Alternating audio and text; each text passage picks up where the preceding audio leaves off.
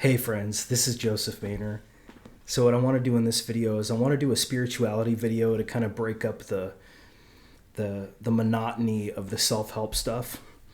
And just something that I've kind of been dealing with the last, I don't know, maybe like 90 days, which is trying to make sense of my awakening to absolute beauty and kind of confronting reality that doesn't seem to appreciate this. I mean, you hear people talk about absolute truth, you hear people talk about absolute love, but almost nobody talks about absolute beauty, ironically, right? I mean, for me, it feels like kind of a lone voice, you know?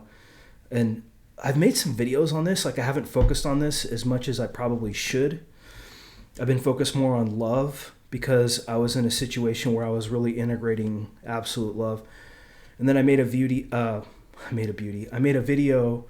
on why, love has limitations and beauty then is a further kind of awakening that you can have after absolute love. So what I want to do in this video is I want to talk a little bit about this and sort of outline the problem for us. So I'm going to be coming from a place of love, not from a place of individual ego, right? Hopefully. I mean, although that's always mixed into everything we do. And I'm going to make that point when we talk about beauty and judgment with regard to art, criticism with regard to art, and so on. So the first point I want to make is that a beauty realization is very rare. Like I've only met maybe a handful of people online, not even in real life, but online, who have a genuine beauty awakening, right? These are like highly developed people. And usually they don't stay popular for long because they're in touch with beauty. They're in touch with aesthetics, right? And aesthetics is a very interesting thing. It's like, if you've ever studied philosophy, you'll realize that aesthetics is kind of one of the most advanced subjects in philosophy for a reason. It's rare that somebody would actually even venture into aesthetics. It's much more common for people to venture into epistemology, metaphysics, ethics even. Because obviously truth and love are more important for most people, more popular than beauty is. Although all of us operate with beauty, we're just kind of unconscious to it. All right, so that's my thesis. So the first point I want to make is that nobody consistently likes every creation equally. Okay, right? I know we want to say this because we've had an absolute love awakening, we've had an absolute truth awakening. We want to pretend like we like every creation equally. This is total bullshit. Like I've seen people literally say, I can't stand people who judge, but then they judge over here, right? You're judging with regard to your preferences and your taste, right? And let me explain how this works. So we tend to think that we have a misunderstanding with regard to ego. What we don't see is that the finite and the infinite are actually paradoxically in a relation. So you have an individual preference just as much as you have a non-individual preference, right? You might call that the human and the divine, right? The relation between the human and the divine. Otherwise, you wouldn't have a finite perspective to communicate anything finite with.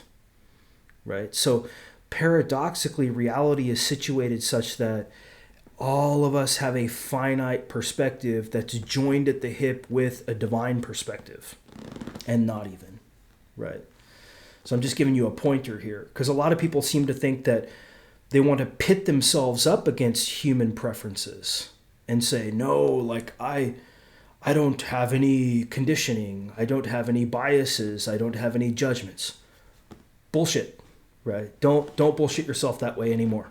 Right? That'd be my suggestion to you. Don't do it. That's a total farce. Right? Obviously, not everybody likes the same kinds of things. You can take two people, put them in a booth, subject them to, really hardcore hip hop music, and you're going to get a variety of different reactions. Same thing with, you could take any subject, food, art, any kind of artistry like poetry, music, movies, TV, physical contact. Some people are very like anti-physical contact. Some people, people like different things. I'm not going to even get into that, but I'm just saying that like to deny that you have a taste profile and make aesthetic judgments is the same kind of error in denying that you have a truth judgment and you have a love judgment too. You don't love everybody equally. And there's not a problem here. This idea that like absolute truth and absolute love and absolute beauty are divorced from or cut off from the human is an error. See, nobody gets this. Everybody who I've talked to, nobody gets this. All the spiritual people I talk to, they don't get this. It all comes down to respecting the fact that the absolute is joined at the hip with the human in a finite perspective, because otherwise it wouldn't make sense for things to present themselves in space and time, right?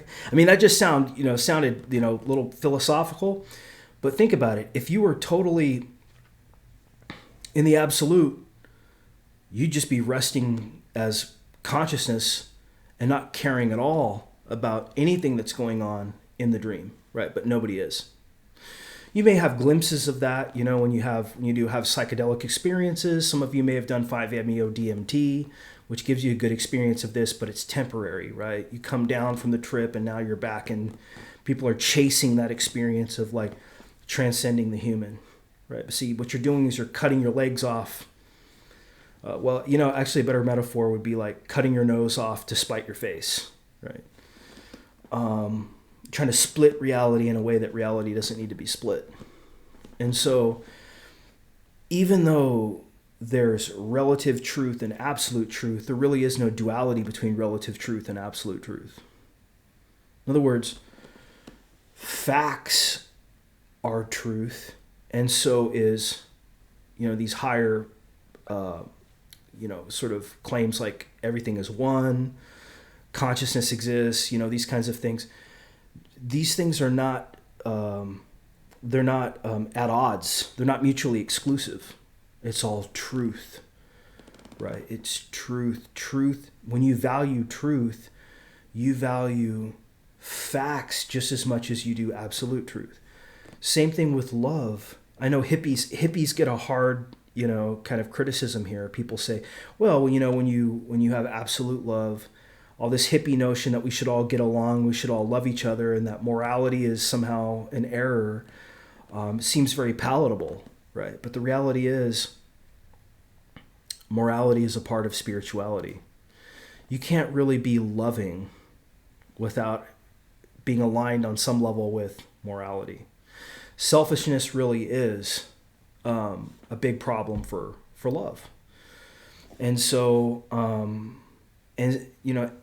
so love is an admixture between human love and absolute love. I know we call it absolute love, but it contains human love, just like absolute truth contains human truth. And I know people try to get around this by, sort of having a situational ethic where it's like, okay, like when I want, when my ego wants to be right, I'm going to enforce ethics. But, when I want to criticize somebody else, I'm going to, or when I let myself off the hook, I'm going to defer to the absolute and say that there is no ethics, there is no human truth, right? Blah, blah, blah. It's all gamesmanship. I mean, what's real is your life. What's real is your life, right? There is no split here. Now, the same thing is true with beauty. Taste is real. I mean, there's a reason why my YouTube channel isn't more popular than it is, right? Does that mean that my content is bad? I would say yes and no. I would say the presentation of my content in a YouTube video format is not Excellent. Otherwise, my channel would be more popular than it is. Does that mean that my insights are bad? Well, no, because I couldn't give any other insights than what I can give. And so what you can create as an artist is limited to you. So for example, if I took you and I put you on a stage and I said, okay, you're going to do a stand-up comedy routine for 15 minutes, you might bomb the shit out of that audience. But if I put a, you know, if I forced you to do it, right, to say it in a nice way, you would have to do it no matter how bad you bomb, right? But the bottom line is that doesn't mean that like everybody who does this is at the same level. Obviously, in every kind of art form, there are certain people who do things better than others, and that doesn't mean that they're more skilled at those things necessarily. It could be an aesthetic that they have, a natural talent, having done it their whole lives, experience, all kinds of different things could be that make somebody, you know, able to do something better than somebody else in a certain area. So don't throw the baby out with the bathwater when it comes to art criticism, right? I mean, surely I've heard people give me all kinds of examples like, well, you know, I've taught my kids how to watercolor. I'm just going to give an example. Actually, it wasn't this. It was different than this, but to save this person from being identified. I just want to say, well, I taught my kids how to watercolor and they paint these like amazing things with, I don't doubt that, right? But are your kids doing fine art? Probably not, right? Are your kids Monet? Probably not. Is your kid playing trumpet, Miles Davis? Probably not, right? Is your rock and roll band the Rolling Stones? Probably not.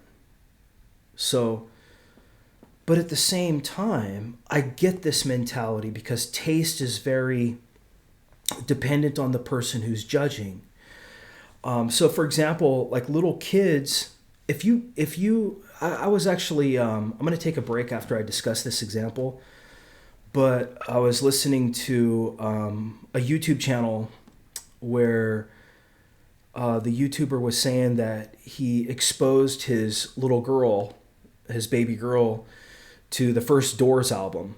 And you know the song The End, at the end of the first Doors album, his daughter said, "He sounds scary, Daddy," right?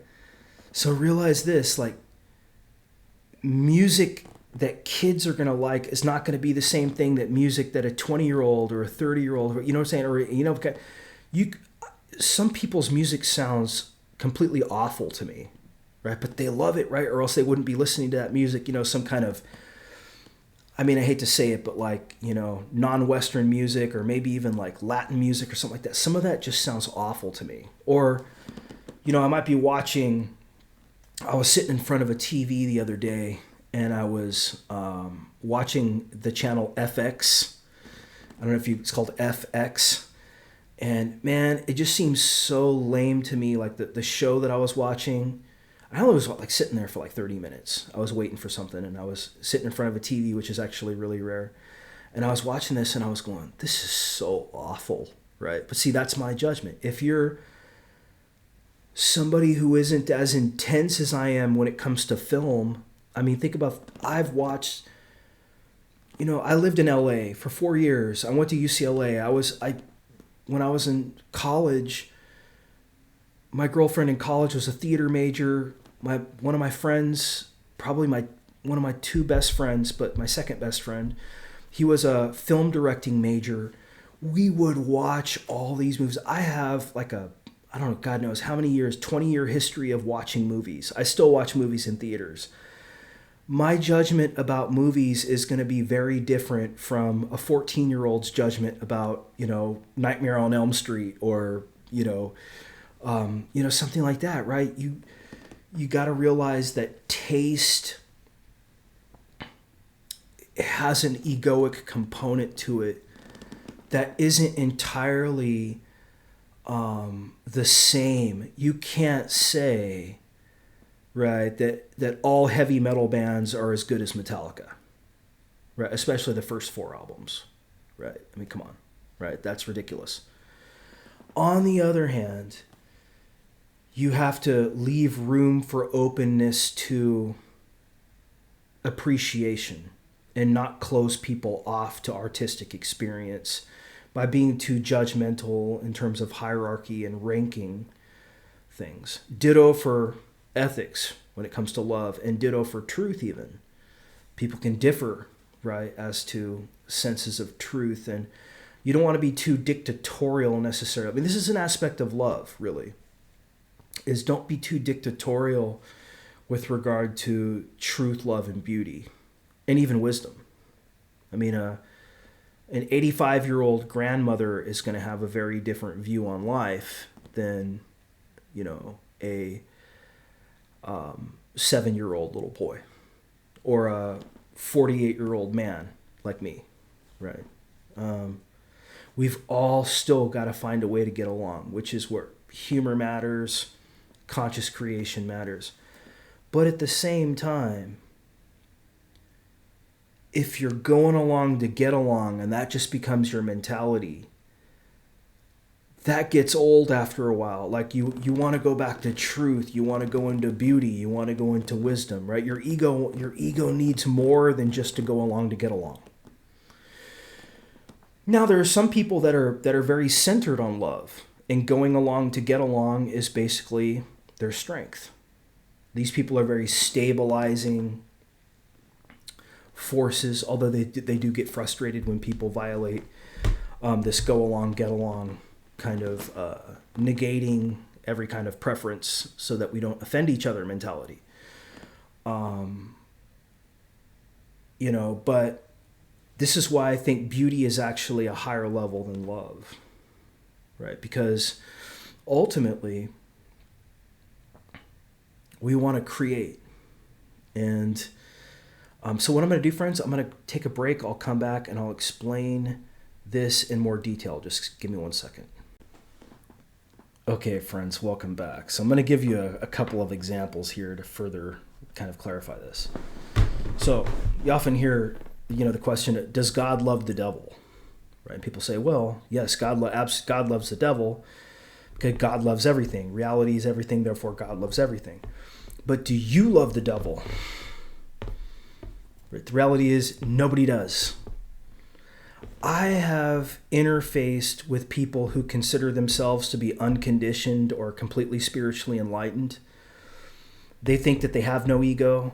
These people still have an ego, and they still have preferences, and they still dislike people, and they still do nasty things to people. So don't fool yourself here. Absolute love does not mean that everything is equally loved. Why? Because there's a piece of the finite in the infinite. There's a piece of you that is finite, that has preferences, that has moral judgment about whether this person is good or whether this person is bad. Other people have the same kind of thing. See, I think we're confused about what ego is. Somehow we tend to think that it's this black and white thing that ego is something to transcend and it goes away once you become enlightened. Instead of realizing, no, what you're doing is you're splitting reality with a thought there, right? Your notion of ego being set up against the not ego, right, is actually the problem there, right? I mean, it's a good pointer, but ultimately you have to realize that there's a little bit of finite judgment in the infinite when it comes to truth, when it comes to beauty, when it comes to truth, when it comes to love, when it comes to beauty, and even when it comes to wisdom. So God does not love the devil entirely, right? God hates the devil, actually. And this is why you criticize, even though you claim that you're enlightened or you claim that you're unconditioned. Now, there are some people that are definitely more open-minded than other people are with regard to nasty people, but I don't, and it's kind of an open question. Sometimes it's a judgment call as to who's a nasty person and what kind of a context. But I will tell you that all of us have done nasty things I mean, this is ridiculous that we're even having this argument about transcending the devil. Actually, the cleverest devil is the person who pretends that they have no devilish qualities, right? I mean, this is like, come on, man. It's like, grow up, dude. This is like a 5-year-old pretending that he's Superman or something like that, right? Come on. It's like you don't do that, right? No, nobody is unconditioned. To say that you're unconditioned, it's like pretend game, pretend land, right? It's ridiculous. So, does God find the devil beautiful? I mean, this is an interesting question, right? A lot of people will say, it's funny, they will say, yes, the devil is beautiful. Well, until the devil crosses paths with your ego, of course. And then that devil becomes the demon, right? Even though there's no you, there's no self with these people, they will still do the same ego games that you'll see with everybody else, right? So God does not find the devil beautiful entirely. Maybe in part, but not in whole. So, and this is actually kind of, it leads into an interesting segue, because when we start looking at art, and you wonder why, I mean, I've experienced some really shitty art lately, honestly. Like, I saw Greenland 2, which is a movie that was out in theaters, I thought was awful. I was listening to, I mean, you guys might find offense to this, but I was listening to Tom Petty's album Wildflowers today, and I'm like, this is so bad. It's like, I mean, it's got some good songs on it, but it's just like the basicness of it, man.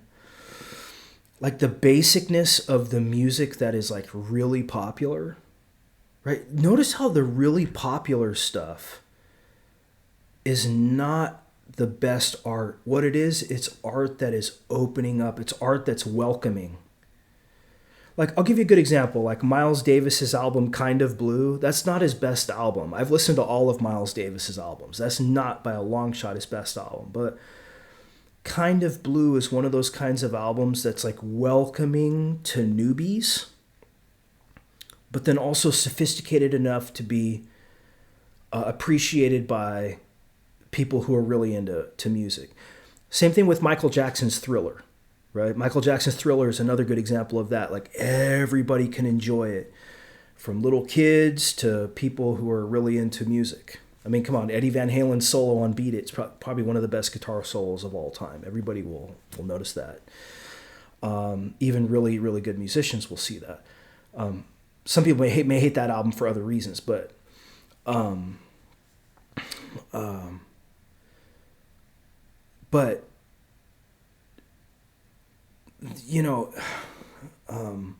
popular art kind of sucks because it's bland.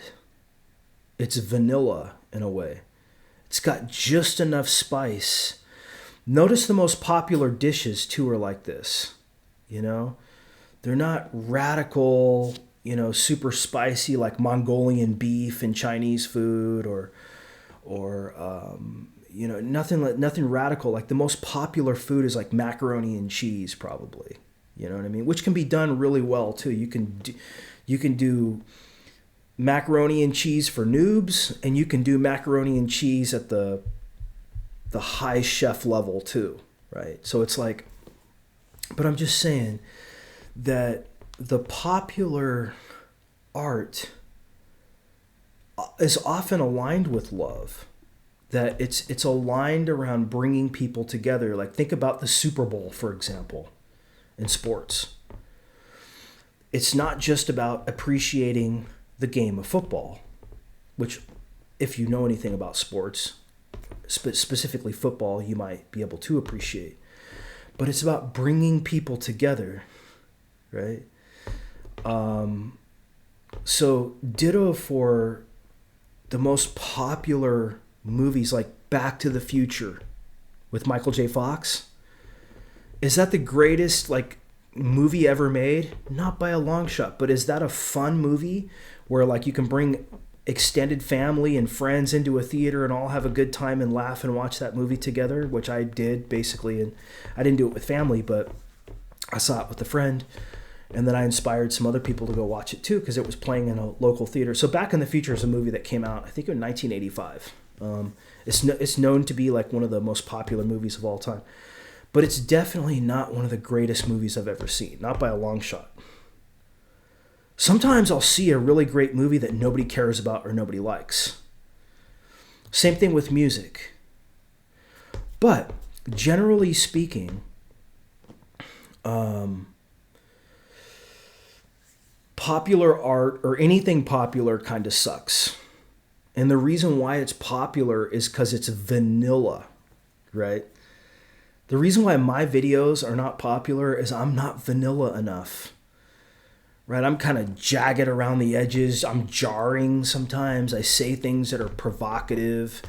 I'm not like as handsome as, some people are on YouTube. My lighting kind of sucks. My videos kind of suck. My sound oftentimes sucks somewhat. And I'm intentionally not investing a lot of time into trying to be excellent at making videos, because my primary interest in these videos is to basically communicate a message, right? And that is definitely not popular, right? It could be that, the other things are so bad that the message doesn't get through, but if my message were popular, my videos would be more seen, right? Who's to say? But I'm just saying, and generally speaking. So, but does that matter to me? No. Does that make me a snob? No. Does that make me wrong? No, right? Because my intention is not to please other people. My intention is basically just to give my aesthetic, right? In the way I want to do it. And I don't care, right? Like, I look at it like the people who like me, who value me, they will find me, and they have, right? I've communicated with a lot of you, and I will continue to communicate with a lot of you. Now, does that mean that popularity is a bad thing? Not necessarily. I mean, some things are really great. Like, for example, nobody's going to deny that. I'll give you a good example. The Beatles' Sgt. Pepper, right? That's a good example of an album that is highly creative, highly artistic, and also highly popular for a variety of different reasons. But then there's a lot of people. I've had friends that are musicians who don't like the Beatles. They're like, oh, I like the Stones, but I don't like the Beatles. It's like, really? You don't like anything from the Beatles? No. So people are judgmental, including you, right? Even if you try not to be judgmental, you still are judgmental. You're just full of shit about that, right? You still are judgmental, though. And you're often going to judge the person who's judgmental. So notice that everybody has an aesthetic. Everybody has a taste. But this doesn't mean that everybody has an aesthetic that is actually popular. Not everybody is Jimi Hendrix. Not everybody is Jimmy Page. Not everybody is Elmore James. Not everybody is John Lennon, right? Nor do you have to be. You don't have to be, right? Because ultimately on your deathbed, what does this matter? So creation ultimately kind of doesn't matter, but then it does matter too. Because you also want to entertain yourself while you're here. And you want to participate in things that you love. But don't pretend like you have no conditioning with regard to truth, love, beauty, or wisdom. Like, I have no human impurities. Bullshit, man. Bullshit, right? See? And that you can't love truth and have that kind of attitude, right? In my opinion, that's somebody who hasn't even integrated truth fully, let alone love or beauty. Okay, friends, so hopefully what I've done in this video is I've made the point that a beauty realization is very rare. And I've given you some insights here. Hopefully without being too provocative, but it's my nature to be blunt and make a 30-minute video. So hopefully this is a good video. I'll talk to you soon. Take care.